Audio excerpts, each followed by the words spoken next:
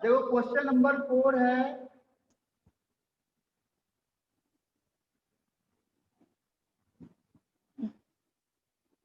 सबसे स्टेबल कौन सा है, which one is most stable free radical. अब देखो फ्री रेडिकल में कौन सा सबसे ज्यादा स्टेबल होगा, उसमें 3 कंडीशन है आपके पास। पहली कंडीशन देखो ये दे दिया उसने, रिंग है और यहाँ पे फ्री रेडिकल दे दिया, ये डबल बॉन्ड है और यहाँ पे CH3, ठीक है। पहले केस में, सेकंड केस में उसने क्या किया, यहाँ से ये रिंग बना दी है, डबल बॉन्ड ये है और CH2 यहाँ पे फ्री रेडिकल बना। तीसरी कंडीशन में उसने क्या किया है, CH2 डबल बॉन्ड CH और ये CH2 फ्री रेडिकल। और चौथे कंडीशन में उसने क्या किया है, T डॉट CH3 CH3 और CH3। अब इसमें से उसने पूछा सबसे ज्यादा स्टेबल कौन सा है, 1 2 3 और 4, ठीक है। तो सबसे पहले आप क्या चेक करोगे, इसमें सबसे पहले हम चेक करेंगे रेजोनेंस। रेजोनेंस किस केस में होगा, तो रेजोनेंस इसमें पॉसिबल है या नहीं है, रेजोनेंस फर्स्ट वाले में रेजोनेंस पॉसिबल है, is it possible resonance in first one, हाँ वेरी गुड, रेजोनेंस पॉसिबल है। यहाँ पे देखो क्या होगा, इसके साथ ये रेजोनेंस को शो करेगा, यहाँ से यहाँ पे इलेक्ट्रॉन पेयर है, यहाँ से इलेक्ट्रॉन यहाँ आ जाएगा और ये फ्री रेडिकल यहाँ आ जाएगा, यानी इसमें रेजोनेंस पॉसिबल है। सेकेंड वन में रेजोनेंस पॉसिबल है, यहाँ पे रेजोनेंस पॉसिबल है सेकेंड वाले में।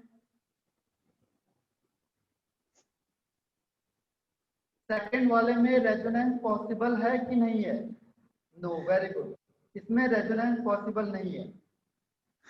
थर्ड वाला केस देखो, थर्ड वाले केस में रेजोनेंस पॉसिबल है क्या, रेजोनेंस इज पॉसिबल और नॉट, तो रेजोनेंस पॉसिबल है इसमें।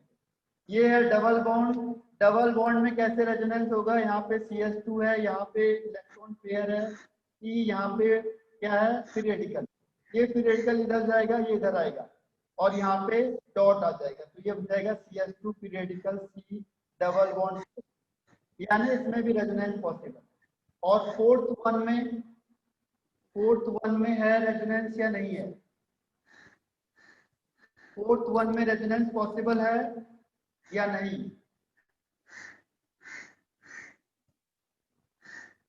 बताओ कोई रिप्लाई करो, यस और नो। फोर्थ वन में रेजोनेंस पॉसिबल है या नहीं, नो वेरी गुड, इसमें नहीं है पॉसिबल, देखो इसमें हो ही नहीं सकता, इसमें डबल बॉन्ड है ही नहीं कहीं। तो इसका आंसर क्या लिखा है मैंने उसमें, इसका आंसर मेंशन क्या हुआ, देखो 1 2 3 4 में से 1 2 3 4 में से फर्स्ट है, ठीक है, फर्स्ट में रेजोनेंस है। और आपको कौन सा आंसर लग रहा है इन चारों में, आपके अकॉर्डिंग कौन सा आंसर होना चाहिए,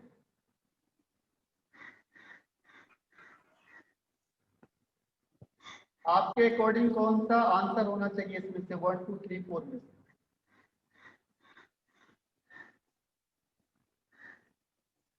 नो आंसर, आप लोगों ने कौन सा लिखा हुआ है, कौन सा आपको लगता है सबसे ज्यादा होना चाहिए, 3 वाला। देखो 3 होता है एलाइलिक, ये एलाइलिक है और यहाँ पे क्या होगा, देखो दोनों के केस में रेजोनेंस है, ठीक है। अब रेजोनेंस के अलावा यहाँ देखो ये फ्री रेडिकल होता है, इसको यहाँ पे जो ग्रुप है ये इलेक्ट्रॉन क्या है, डोनेटिंग ग्रुप लगा हुआ है, और यहाँ पे इसके यहाँ रेजोनेंस इसमें भी हो रहा है, रेजोनेंस इसमें भी हो रहा है, लेकिन यहाँ पे इलेक्ट्रॉन डोनेटिंग ग्रुप लगा हुआ है, तो इलेक्ट्रॉन डोनेटिंग ग्रुप क्या करेगा, इसको स्टेबलाइज करेगा। देखो ये वाला जो पहला केस है, इस पहले केस में क्या होगा, पहले केस में यहाँ पे कार्बन है और कार्बन के पास फ्री रेडिकल है, तो जो CH3 ग्रुप होता है this is electron donating group, ये इलेक्ट्रॉन देने का काम करेगा और यहाँ पे रेजोनेंस भी हो रहा है, तो दोनों चीज पॉसिबल है। और तीसरी चीज इसमें क्या है, हाइपर कॉन्जुगेशन, हाइपर कॉन्जुगेशन आपको मैंने कई बार बताया था, पहले हम देखते हैं रेजोनेंस और फिर देखेंगे हम हाइपर कॉन्जुगेशन, तो यहाँ इस केस में हाइपर कॉन्जुगेशन भी पॉसिबल है, इसीलिए इसकी स्टेबिलिटी सबसे ज्यादा है। हाइपर कॉन्जुगेशन चेक करो, इसमें कितने अल्फा हाइड्रोजन है, फर्स्ट वाले में कितने अल्फा हाइड्रोजन है, बताओ जरा चेक करके, how many alpha hydrogen are there in first one, पहले वाले में कितने अल्फा हाइड्रोजन हैं? हाँ वेरी गुड दिव्यांग, थोड़ा सा। हाँ सही है, वैसे सही है। कशिश कैसे निकाला कशिश आपने? देखो इसका स्ट्रक्चर मैं बना रहा हूँ। यहाँ पे मैंने दिखाया CH3, यहाँ पे मैंने क्या दिखा दिया, डॉट दिखा दिया। यहाँ पे भी C है, यहाँ पे ले जाओ C है और इसमें H लगेगा, डबल बॉन्ड C है H लगेगा, ठीक है। और फिर यहाँ पे C है, इधर भी ले जाओ। अब यहाँ देखो एक C है और इस C में दो बॉन्ड है तो दो हाइड्रोजन है। अब बताओ इसमें से कितना दिख रहा है आपको? ठीक है, ये आपका क्या हो गया, डॉट हो गया। तो दो हाइड्रोजन ये हो गए, तीन हाइड्रोजन ये हो गए, ठीक है, एक हाइड्रोजन ये। इसके रिस्पेक्ट में ये वाला भी अल्फा ही माना जाएगा, ठीक है। तो ये तो रेजोनेंस दिखाई रहा है ओवरऑल। तो रेजोनेंस के साथ साथ देखो रेजोनेंस भी है उसमें और हाइपर कॉन्जुगेशन भी है। तो इसीलिए जो स्टेबिलिटी होगी वो फर्स्ट वन की सबसे ज्यादा होगी। और डबल बॉन्ड को नहीं लेते, सही कहा आपने, डबल बॉन्ड वाले को नहीं लेंगे, ये वाला काउंट नहीं होगा क्योंकि ये इसके साथ बॉन्डिंग नहीं बना पाएगा। यहाँ पे डबल बॉन्ड को प्रीफर करेंगे तो ये हाइपर कॉन्जुगेशन को पार्ट नहीं कर पाएगा। तो ये 3+2 यानी 5 अल्फा हाइड्रोजन है इसके लिए, जो इसके साथ रेजोनेंस शो करेंगे, यानी जिसमें हाइपर कॉन्जुगेशन होगा। तो इसके पास 5 अल्फा हाइड्रोजन भी है और ये रेजोनेंस भी शो कर रहा है, इसीलिए फर्स्ट वन की स्टेबिलिटी ज्यादा हो। इसके कंपैरिजन में और कहा है, देखो इसके पास रेजोनेंस तो है लेकिन अल्फा हाइड्रोजन यानी कॉन्जुगेशन नहीं है। इसके पास केवल कॉन्जुगेशन ही कॉन्जुगेशन है लेकिन रेजोनेंस नहीं है। तो यहाँ पे दोनों कंडीशन फॉलो कर रहा है, इसीलिए फर्स्ट वन की स्टेबिलिटी सबसे ज्यादा होगी औरों के कंपैरिजन। तो फोर्थ वाला क्लियर हुआ कि फोर्थ का आंसर फर्स्ट क्यों होना चाहिए। फोर्थ का आंसर फर्स्ट इसलिए होना चाहिए कि उसमें रेजोनेंस भी हो रहा है और हाइपर कॉन्जुगेशन भी हो रहा है, ठीक है। अब बताओ 1 से 10 में और कोई क्वेश्चन है जिसमें डाउट है? 1 से लेकर 10 में, ओके। क्वेश्चन नंबर 8, देखो आप लोग क्या करो, मैंने अभी टेस्ट रखा है हाइड्रोकार्बन का। अब आप हाइड्रोकार्बन के लिए प्रिपेयर करो, फिर उसके क्वेश्चन को हम डिस्कस करेंगे। तो जितने ज्यादा क्वेश्चन आप डिस्कस करोगे वो ज्यादा इंपॉर्टेंट। अब देखो हाइपर क्वेश्चन नंबर 8 में आ जाओ आप लोग। क्वेश्चन नंबर 8 में पूछ रहा है वो अनस्टेबल। अनस्टेबल का मतलब सबसे ज्यादा रिएक्टिव होगा। अब देखो अनस्टेबल पूछा है उसने, ध्यान से देखना इसको। पहली कंडीशन में है CH+ और CH3 पहला। सेकेंड वाला इसमें है ClCH2 और यहाँ पे है CH2 में प्लस। तीसरे वाले में देखो CH2 प्लस है और यहाँ लिख दिया CH। और चौथे वाले में लिख दिया मैंने CH2O CH, ये प्लस है, ठीक है। अब इसमें देखो ये है 1 2 3। अब हम कह रहे हैं अनस्टेबल। अनस्टेबल का मतलब क्या हुआ, इसके पास स्ट्रॉन्ग विड्रॉइंग ग्रुप होना चाहिए। जिसके पास सबसे बड़ा विड्रॉइंग ग्रुप होगा खींचने वाला, वो इसे अनस्टेबल करेगा, सीधी सी बात। क्यों? क्योंकि ये इलेक्ट्रॉन डेफिशिएंट है। जो C+ है आपका, C+ इज इलेक्ट्रॉन डेफिशिएंट। और इलेक्ट्रॉन डेफिशिएंट है तो उसे और डेफिशिएंट कौन करेगा, इसको और ज्यादा मोर डेफिशिएंट कौन करेगा, जो इलेक्ट्रॉन विड्रॉइंग ग्रुप वाला होगा, जो उसको खींच रहा होगा। अब इसमें चेक करो, देखो यहाँ पे इलेक्ट्रॉन डोनेटिंग ग्रुप है, ये तो अनस्टेबल हो ही नहीं सकता है। अब इसमें देखो यहाँ पे CH2 और Cl है, हाँ बिल्कुल सही साहब। तो ये वाला होगा, ये खींच रहा है तब भी, चलो इसको मान सकते हैं कि खींच रहा है। लेकिन यहाँ पे देखो CHO होता है एल्डिहाइड ग्रुप, ये स्ट्रॉन्ग होता है खींचने वाला, स्ट्रॉन्ग ग्रुप है CHO। और यहाँ पे है OCH3, यहाँ पे रेजोनेंस हो सकता है, ये अपने इलेक्ट्रॉन पेयर को क्या कर सकता है, रेजोनेंस में पार्टिसिपेट करवा सकता है। ये यहाँ से इलेक्ट्रॉन को यहाँ डोनेट कर सकता है, तो इसमें रेजोनेंस होगा तो ये स्टेबिलिटी को बढ़ा रहा है। तो ये दोनों क्लियर कर स्टेबिलिटी को बढ़ा रहे हैं तो हो नहीं सकते। इन दोनों में कंपैरिजन करेंगे, देखो ये CH2Cl है और यह CHO, तो CHO स्ट्रॉन्ग विड्रॉइंग ग्रुप होता है CH2Cl। तो इसका मतलब क्या हुआ, सबसे ज्यादा अनस्टेबल कौन सा होगा, थर्ड वाला। सबसे ज्यादा अनस्टेबल कह रहा है, तो अनस्टेबल होगा थर्ड वाला। क्लियर हुआ या दोबारा बताऊं इसे? इज इट क्लियर मैथली और दोबारा एक्सप्लेन करूं? देखो CHO क्यों होता है, CHO का मतलब C डबल बॉन्ड H, और यहाँ पे प्लस चार्ज हो गया। अब ऑक्सीजन ज्यादा इलेक्ट्रोनेगेटिव होता है तो ऑक्सीजन की टेंडेंसी इलेक्ट्रॉन देने की नहीं होगी बल्कि इलेक्ट्रॉन लेने की होगी, तो इसीलिए ये क्या करेगा, ये इलेक्ट्रॉन विड्रॉइंग ग्रुप में माना जाता है। तो ये CHO ग्रुप क्या करेगा, इलेक्ट्रॉन विड्रॉ करेगा, तो विड्रॉ करने की वजह से इसकी स्टेबिलिटी क्या हो जाएगी, कम हो जाएगी, यानी ये हाईली अनस्टेबल होगा। क्लियर है मैथिली? रिप्लाई यस या नो, या दोबारा एक्सप्लेन करना है? आप बोल सकते हो, देखो इसमें अनम्यूट हो आप लोग, आप बोलना चाहो बोल सकते हो अनम्यूट करके अपने आप।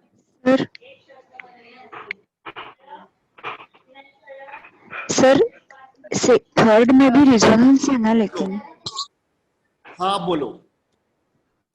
सर थर्ड में भी रिजोनेंस है ना, लेकिन रेजोनेंस तो है, बिल्कुल आप सही कह रहे हो, रेजोनेंस है, लेकिन ये जो CHO ग्रुप होता है इसमें ऑक्सीजन बहुत ज्यादा इलेक्ट्रोनेगेटिव होता है, तो इसको इलेक्ट्रॉन देने के बजाय इलेक्ट्रॉन लेने की टेंडेंसी इसकी ज्यादा होती है। आपने देखा होगा जो CHO, CO group, acid group होते हैं, जो ये सब क्या होते हैं, इलेक्ट्रॉन विड्रॉइंग ग्रुप ज्यादा होते हैं बजाय डोनेटिंग, यानी कि ये -R इफेक्ट शो करते हैं, +R नहीं करते। ये इलेक्ट्रॉन खींचने वाले ग्रुप हैं, डोनेट वाले नहीं है, because of more electronegative of oxygen. देखो C डबल बॉन्ड OH है, बिल्कुल आपने सही कहा कि यहाँ पे रेजोनेंस पॉसिबल है, लेकिन होता ये है कि ये जो ऑक्सीजन है इसकी इलेक्ट्रॉन देने की टेंडेंसी नहीं होती है बल्कि ये खींचने की टेंडेंसी होती है। ऑक्सीजन इस इलेक्ट्रॉन को अपनी तरफ खींच लेता है। ऑक्सीजन जैसे खींचेगा O में माइनस चार्ज आएगा और C में स्लाइटली प्लस चार्ज आ जाता है, और प्लस चार्ज आने की वजह से क्या होता है, ये इलेक्ट्रॉन विड्रॉइंग ग्रुप बन जाता है बजाय इलेक्ट्रॉन डोनेटिंग। क्लियर है? हाँ सर।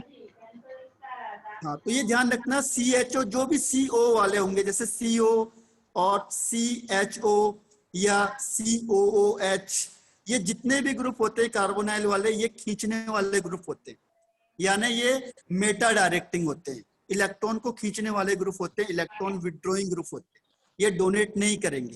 यानी C के पीछे अगर कोई इलेक्ट्रॉन नेगेटिव ज्यादा लग गया तो वो कभी भी इलेक्ट्रॉन डोनेट नहीं करेगा। C के पीछे जैसे CN का मतलब कार्बन के पीछे नाइट्रोजन लग गया जो ज्यादा इलेक्ट्रोनेगेटिव है, तो ये इलेक्ट्रॉन देने का काम नहीं करेगा बल्कि इलेक्ट्रॉन लेने का काम करेगा। जब भी C के पीछे कोई ज्यादा इलेक्ट्रोनेगेटिव ग्रुप लग गया तो वो क्या करेगा, इलेक्ट्रॉन विड्रॉइंग ग्रुप का वर्क करने लगता है, डोनेटिंग नहीं करता। ठीक है? ये नहीं आया समझ में, दोबारा बताऊं?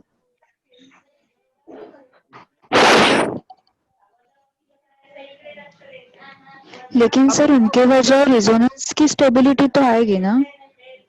हाँ, रेजोनेंस की स्टेबिलिटी आएगी, लेकिन यहाँ पे रेजोनेंस होता नहीं है, यहाँ पे रेजोनेंस हो नहीं पाता। ओके। हाँ, ये ध्यान रखना इसमें कि इसमें रेजोनेंस हो नहीं पाएगा। वैसे सही था आपने, रेजोनेंस होना चाहिए था, होता नहीं। अगर C होता, यहाँ पे C के बाद इसमें डबल बॉन्ड C होता तो रेजोनेंस हो जाता, या इसमें H होता या कोई कम इलेक्ट्रोनेगेटिव होता तो रेजोनेंस हो जाता। मोर इलेक्ट्रोनेगेटिव की वजह से वो रेजोनेंस को पार्टिसिपेट नहीं कर पाता।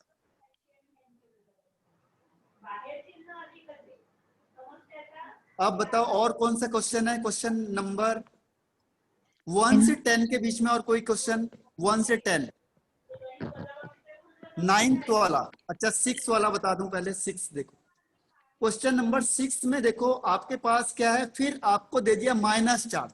देखो माइनस और प्लस में डिफरेंस है, C माइनस दे दिया, जो भी आपके पास सेम होगा उसे मत देखो कभी, कंपेयर में ध्यान रखना, जो सिमिलर होगा उसे कभी मत देखो, जो इसमें डिफरेंट होगा उसी को हम कंपेयर करेंगे।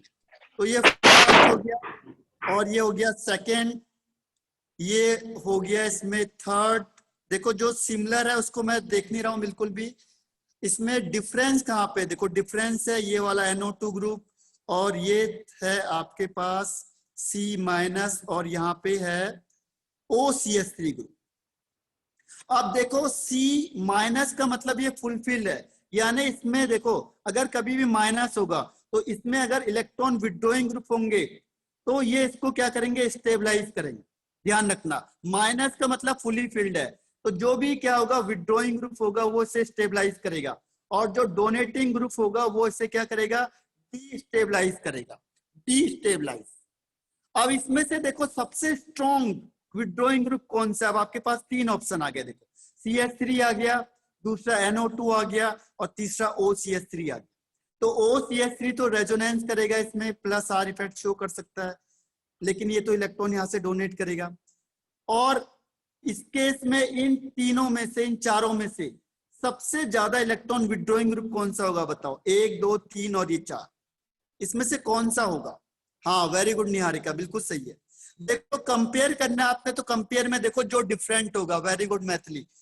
NO2 सबसे स्ट्रॉन्ग विड्रॉइंग ग्रुप होता है, तो ये सबसे ज्यादा क्या होगा, स्टेबल होगा। सबसे ज्यादा स्टेबल ये होगा NO2 ग्रुप वाला, यानी थर्ड वाला सबसे ज्यादा स्टेबल हो गया। अब देखो इन तीनों में से 1 2 3, इसमें से जो सबसे स्ट्रॉन्ग डोनेटिंग ग्रुप, अब देखो ये डोनेटिंग ग्रुप है, ये भी डोनेटिंग ग्रुप है, और इसमें कुछ नहीं है, तो इन दोनों में से तो अच्छा यही है ना जो कुछ नहीं है। Nothing is better than something, तो नथिंग क्या, ये कुछ तो नहीं दे रहा है कम से कम, ये तो दोनों डोनेटिंग वाले ग्रुप हो गए। तो इन तीनों में से कौन हो जाएगा फिर, फर्स्ट वाला। अब इन दोनों में से देखो इसके पास प्योर इलेक्ट्रॉन पेयर पड़ा हुआ है, तो इलेक्ट्रॉन पेयर को देने का काम करेगा ना ये, प्लस R इफेक्ट शो करेगा CH3 ग्रुप।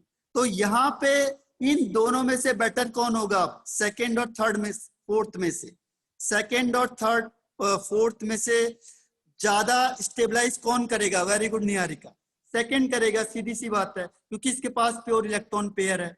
फिर लास्ट में 4 हो जाएगा। वेरी गुड मैथिली का सीजिए, सिंपल। देखो कोई डाउट किसी को। कंपेयर में हर हमेशा उसे देखना जो डिफरेंट होगा, ध्यान रखना। जो सिमिलर है उसे भूल जाओ, उसे सिमिलर को देखना ही नहीं है। जो सब में कॉमन है उसे भूल जाओ। और एक चीज ये देखो कि जो C- है, फुली फिल्ड है, उसके लिए क्या बेटर है, जो खींचने वाला इलेक्ट्रॉन है, इलेक्ट्रॉन विड्रॉइंग ग्रुप है, वो स्टेबलाइज करेगा, और डोनेटिंग ग्रुप डिस्टेबलाइज करेगा। तो इसका आंसर हो गया 3 1 2 4, 3 1 2 एंड 4,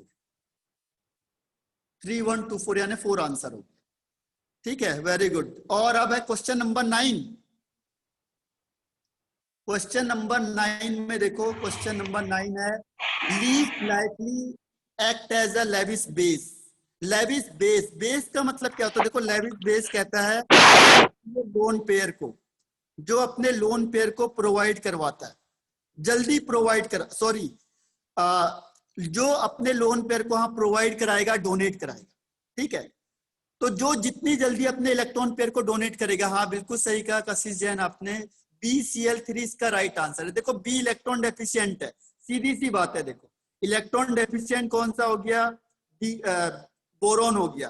तो इलेक्ट्रॉन डेफिशिएंट हो गया, तो इसको इलेक्ट्रॉन पेयर की क्या जरूरत है, तो ये इलेक्ट्रॉन दे ही नहीं पाएगा किसी को, ये तो इलेक्ट्रॉन लेने का काम करेगा। ये किसकी तरह एक्ट करता है, लेविस एसिड की तरह एक्ट करता है, ये ध्यान रखना। यानी कि इलेक्ट्रॉन पेयर को एक्सेप्ट करेगा, डोनेट नहीं करेगा। ये समझ में आ रहा है या नहीं आ रहा है। इसके अलावा बाकी जितने भी हैं वो क्या करेंगे, इलेक्ट्रॉन को डोनेट करेंगे। और इसके अलावा कोई बताओ किसमें आपको लग रहा है कि इसके अलावा कोई और ऑप्शन हो सकता है, इसके अलावा कोई और ऑप्शन को बताओ। BF3 का मतलब बोरोन 13 ग्रुप का होता है, अभी आप लोग 13 ग्रुप पढ़ ही रहे हो ऑलरेडी, तो आपने देखा होगा इलेक्ट्रॉन डेफिशिएंट होता है।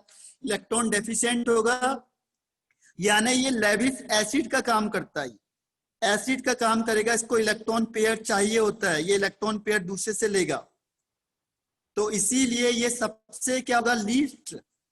जो सबसे ध्यान रखना, जो जितना देखो, जो लेविस बेस ज्यादा है, जो स्ट्रॉन्ग लेविस बेस है, वो सबसे वीक क्या होगा, लेविस एसिड होगा, अपोजिट हो जाता है।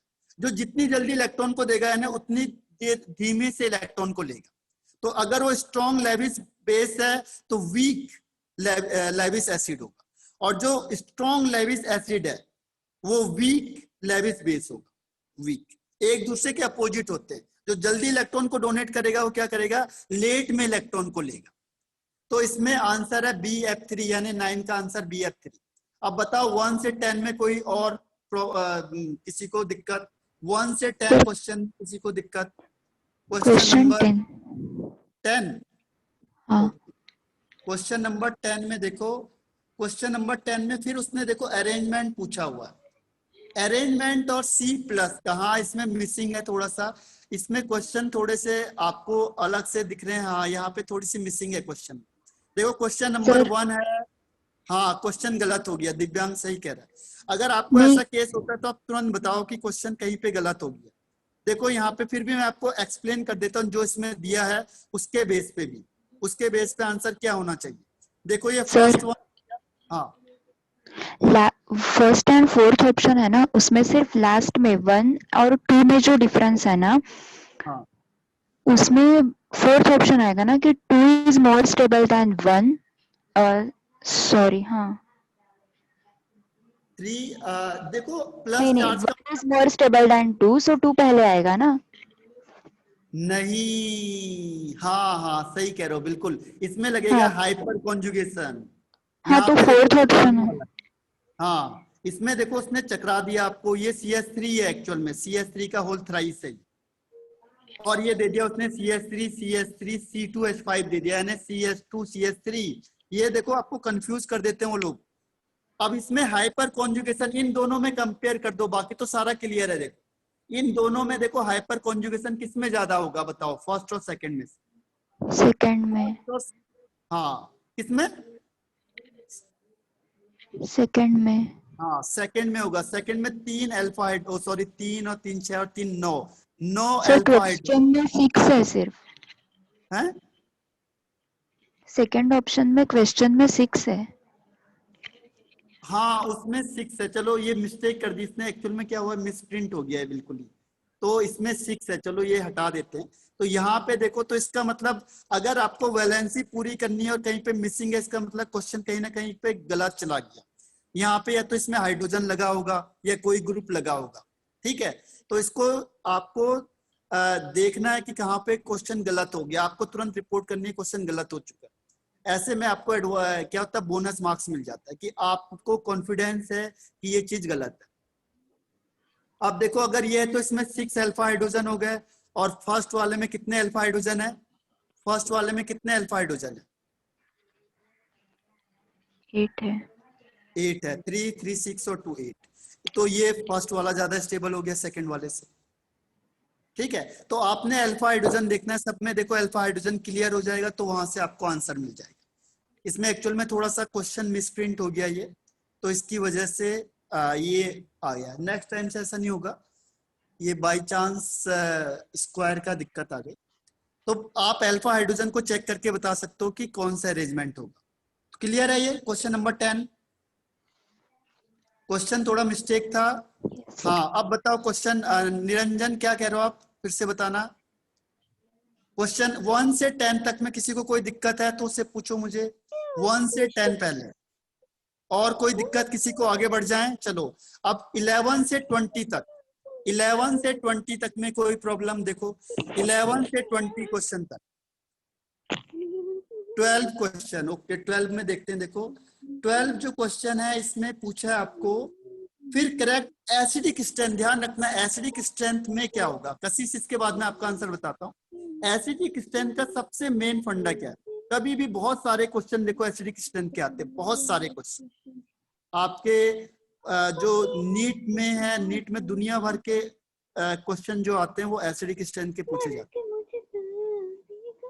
हाँ somebody, मैथिली अपना उसे अनम्यूट कर दो फिलहाल, जब क्वेश्चन पूछोगे तब आपको, सॉरी म्यूट कर दो, जब क्वेश्चन पूछोगे फिर अनम्यूट कर देना उसे, ठीक है। अब ये कंडीशन आ गई देखो आपके पास। अब इन तीनों में से देखो हाइड्रोजन कौन जल्दी निकालेगा, आप हाइड्रोजन को जल्दी निकाल दो, तो इन तीनों में से कौन जल्दी निकालेगा हाइड्रोजन को? अच्छा नहीं नहीं, आपका सिंगिंग नहीं आ रहा है, मैंने कहा अगर कोई भी है अनम्यूट का, आपको नहीं कह रहा हूँ मैथिली की, आपकी तरफ से एक मिनट में अनम्यूट खुद ही कर देता हूँ फिलहाल।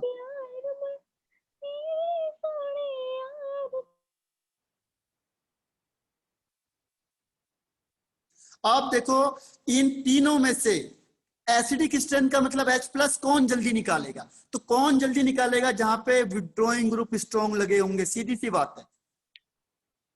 हाँ परिगा, ओके ओके, हाँ वेरी गुड मैथिली, बिल्कुल सही कहा आपने। देखो NO2 स्ट्रॉन्ग क्या है, यहाँ पे स्ट्रॉन्ग विड्रॉइंग ग्रुप है। जितनी जल्दी ये यहाँ से खींचेगा इलेक्ट्रॉन को, उतनी जल्दी क्या होगा, हाइड्रोजन यहाँ से निकल जाएगा बाहर।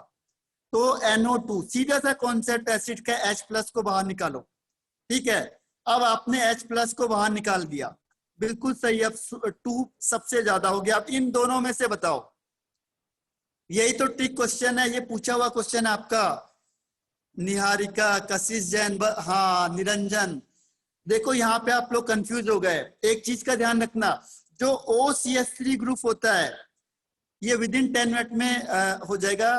देखो इसका मैं कॉन्सेप्ट थोड़ा समझा देता हूं आपको। OCH3 ग्रुप, अगर सपोज करो ये रेजोनेंस में पार्टिसिपेट नहीं कर रहा है, अगर OCH3 ग्रुप रेजोनेंस में पार्टिसिपेट कर रहा है तो वो अपने इलेक्ट्रॉन पेयर देता है, यानी वो +R इफेक्ट शो करेगा इलेक्ट्रॉन देने का। अगर ये रेजोनेंस में पार्टिसिपेट नहीं कर रहा है, अब देखो OH ग्रुप कैसा होता है, ऑर्थो एंड पैरा डायरेक्टिंग। तो यहाँ पे जो मेटा पोजीशन होती है, इसमें रेजोनेंस पॉसिबल नहीं है। तो यहाँ पे मेटा पोजीशन में मैंने आपको बताया था इंडक्टिव इफेक्ट काम करता है, रेजोनेंस काम नहीं करता कभी भी।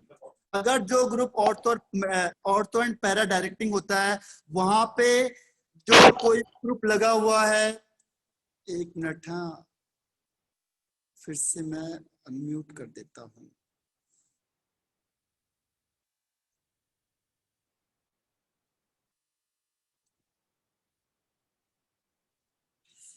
इसमें एक चीज का ध्यान रखना, अगर कोई मेटा पोजीशन में होगा तो वो रेजोनेंस में पार्टिसिपेट नहीं करेगा, कभी भी ध्यान रखना। तो यहाँ पे ये इंडक्टिव इफेक्ट का काम करता है, और इंडक्टिव इफेक्ट का मतलब ये खींचने का काम करेगा। ये क्या करेगा, खींचने का काम करता है। तो ये जो इंडक्टिव इफेक्ट होगा वो यहाँ पे OCH3 वो इंडक्टिव इफेक्ट का काम करता है। यहीं पे देखो ये क्वेश्चन है, बहुत लॉजिकल क्वेश्चन है, तो इसमें आंसर होगा 3rd। ध्यान रखना, मेटा पोजीशन में आपको पहले ही बताया था कि ऑर्थो और पैरा में ही रेजोनेटिंग इफेक्ट शो होता है, मेटा में नहीं होता। और अगर मेटा में नहीं होता है तो अब OCH3 ग्रुप क्या करेगा, इंडक्टिव इफेक्ट का काम करता है, यानी ऑक्सीजन इलेक्ट्रोनेगेटिव होता है, तो ये इलेक्ट्रॉन खींचने का काम करेगा। इसीलिए 3rd पहले हो जाएगा और लास्ट में 1 हो जाएगा। ये ट्रिकी क्वेश्चन है बहुत ज्यादा। ऑब्जेक्ट, किसी को कोई इसमें दिक्कत है तो फिर से पूछ लो, अगर कोई प्रॉब्लम आई है किसी को। ध्यान रखना यहाँ पे ये भी रेजोनेंस नहीं कर रहा है, ये किसके थ्रू खींच रहा है, इंडक्टिव इफेक्ट के थ्रू खींच रहा है। तो इंडक्टिव इफेक्ट NO2 की ज्यादा होती है OCH3 से। No it's not clear, it's clear हो गया ना, वेरी गुड। हाँ ऑप्शन 4 इज रॉन्ग। ऑप्शन 4, हाँ ऑप्शन 4 इन्होंने थोड़ा सा क्या हुआ, सेकंड के बाद 3rd फिर 1 आना था, 2nd 3rd एंड 1, यानी कि इसका आंसर होना चाहिए था सेकंड वाला, 12 का सेकंड आंसर, सेकंड, हाँ सेकंड आंसर है। बस OCH3 डोनेटिंग ग्रुप है, बिल्कुल सही कहा आपने, डोनेटिंग ग्रुप है और विड्रॉइंग ग्रुप भी है। OCH3 के साथ 2 केस चलते हैं, ध्यान रखना। ये डोनेटिंग ग्रुप का यानी कि ये रेजोनेंस भी शो करेगा और ये इंडक्टिव इफेक्ट भी शो करता है। इंडक्टिव इफेक्ट क्यों शो करेगा, क्योंकि ऑक्सीजन इलेक्ट्रोनेगेटिव होता है, ऑक्सीजन इज मोर इलेक्ट्रोनेगेटिव। लेकिन यहाँ पे इसके पास लोन पेयर है तो इलेक्ट्रॉन देने का भी काम कर देता है। लेकिन जब हम क्या करते हैं, रेजोनेंस करवा रहे होते हैं, तो रेजोनेंस में क्या होता है कि जो OH ग्रुप होता है, यहाँ पे ये रेजोनेंस में जो यहाँ पे OCH3 है, इसका ऑक्सीजन का जो लोन पेयर है, ये रेजोनेंस में पार्टिसिपेट ही नहीं कर पा रहा, ये इलेक्ट्रॉन दे ही नहीं पा रहा है। देने के लिए क्या होता है, ये पार्टिसिपेट तो करेगा। अब ये लोग अंदर ही अंदर से रेजोनेंस करवा दे रहे हैं, क्योंकि यहाँ पे मेटा पोजीशन में रेजोनेंस नहीं होता है, कौन से ग्रुप के साथ, जो ऑर्थो और पैरा डायरेक्टिंग होते हैं। तो यहाँ पे इसका काम केवल किसका होगा, इंडक्टिव इफेक्ट का काम हो जाएगा, यानी यहाँ पे इलेक्ट्रॉन को खींचने का काम करेगा केवल। हाँ ठीक है, वेरी गुड। और इसके अलावा यही तो चीजें, तभी मैंने कहा आपको कि मैं क्वेश्चन को ज्यादा डिस्कस करूंगा आप लोगों से, इससे क्या होगा, फंसने के चांस कम होते हैं। आपको वीडियो और पहले सारे मिलेंगे, उसके बाद फिर आप लोग डिस्कशन करोगे तो आपको साथ साथ लर्न भी हो जाएंगी चीजें। अब बताओ, और क्वेश्चन नंबर 14, क्वेश्चन नंबर 14 पे आ जाते हैं। क्वेश्चन नंबर 14 पे देखो। क्वेश्चन नंबर 14 में वो कह रहा है कि ortho nitrophenol is more acidic. देखो ऑर्थो नाइट्रोफिनॉल, फिनॉल का मतलब वो इसमें OH ग्रुप लग गया, ऑर्थो में ये लग गया, ठीक है। अब यहां से ऑक्सीजन हाइड्रोजन निकलेगा बाहर। और सेकंड वो कह रहा है मेटा नाइट्रो। मेटा में मैंने आपको कहा था कि मेटा में अभी भी कह रहा हूं कि रेजोनेंस काम नहीं करता, रेजोनेंस काम नहीं करता। यहाँ पे रेजोनेंस काम कर रहा है, तो यहाँ पे हाइड्रोजन को निकालना आसान है। ऑर्थो या पैरा से हाइड्रोजन को निकालना आसान है, क्योंकि जैसे हाइड्रोजन को निकालेगा यहाँ पे माइनस चार्ज आएगा और ये रेजोनेंस में पार्टिसिपेट करेगा, और रेजोनेंस में पार्टिसिपेट करेगा यानी इसकी स्टेबिलिटी ज्यादा हो जाएगी हाइड्रोजन को निकालने के बाद। जैसे ही आपने हाइड्रोजन को निकालो, देखो फिर स्टेबिलिटी चेक करो, तो दोनों का हाइड्रोजन को निकालो और तुरंत स्टेबिलिटी चेक करनी है। तो देखो आपकी जो ऑर्थो वाला है उसकी स्टेबिलिटी ज्यादा है मेटा से, यानी कि इसकी एसिडिक स्ट्रेंथ ज्यादा है। ये तो रेजोनेंस में पार्टिसिपेट ही नहीं कर रहा है, मैंने अभी कहा था आपको मेटा वाला तो रेजोनेंस में पार्टिसिपेट ही नहीं करता, ठीक है। तो इसका मतलब क्या हुआ, ऑर्थो नाइट्रोफिनॉल है जो वो ज्यादा एसिडिक होगा मेटा नाइट्रोफिनॉल के, ठीक है। अब क्वेश्चन वो कह रहा है क्या कि ortho nitrophenol has more inductive effect. अभी मैंने कहा कि इंडक्टिव इफेक्ट नहीं कहना है, जब रेजोनेंस काम हो रहा है तो पहले हम रेजोनेंस को प्रेफरेंस देते हैं, पहला प्रेफरेंस हम रेजोनेंस को देते हैं। तो किसकी वजह से स्टेबिलिटी ज्यादा हो रही है, रेजोनेंस की वजह से। तो रेजोनेंस को हम प्रेफर ज्यादा करते हैं, इसीलिए इसका रीजन करेक्ट नहीं है। लेकिन स्टेटमेंट बिल्कुल सही है कि जो ऑर्थो होता है उसका इंडक्टिव इफेक्ट ज्यादा होगा मेटा से, क्योंकि मैंने आपको कल भी बताया था कि जो इंडक्टिव इफेक्ट होता है वो डिस्टेंस पे डिपेंड करता है, डिस्टेंस पे डिपेंड करता है इंडक्टिव इफेक्ट। जो बिल्कुल पास होगा उसका इंडक्टिव इफेक्ट ज्यादा होगा, जो दूर होगा उसका इंडक्टिव इफेक्ट कम होगा। यानी कि जो ऑर्थो वाला है उसका इंडक्टिव इफेक्ट ज्यादा होगा एज कंपेयर टू मेटा वाले के। इसीलिए जो ऑर्थो नाइट्रोफिनॉल होता है उसका इंडक्टिव इफेक्ट ज्यादा होगा as compare to meta nitrophenol. Statement बिल्कुल करेक्ट है लेकिन रीजन करेक्ट नहीं है। इसीलिए क्या है कि दोनों स्टेटमेंट करेक्ट हैं लेकिन रीजन है जो वो करेक्ट नहीं है, तो इसीलिए थर्ड आंसर था इसका। सॉरी, इसका कौन सा आंसर, सेकंड आंसर है, बट रीजन इज फॉल्स। हाँ, रीजन फॉल्स है लेकिन स्टेटमेंट तो दोनों सही है ना। अच्छा, if both assertion and reason are true but assertion is not correct, explanation। देखो ट्रू तो है, इंडक्टिव इफेक्ट भी काम कर रहा है, अगर रेजोनेंस काम नहीं करता तो हम इंडक्टिव इफेक्ट के बेस पे तो देखते,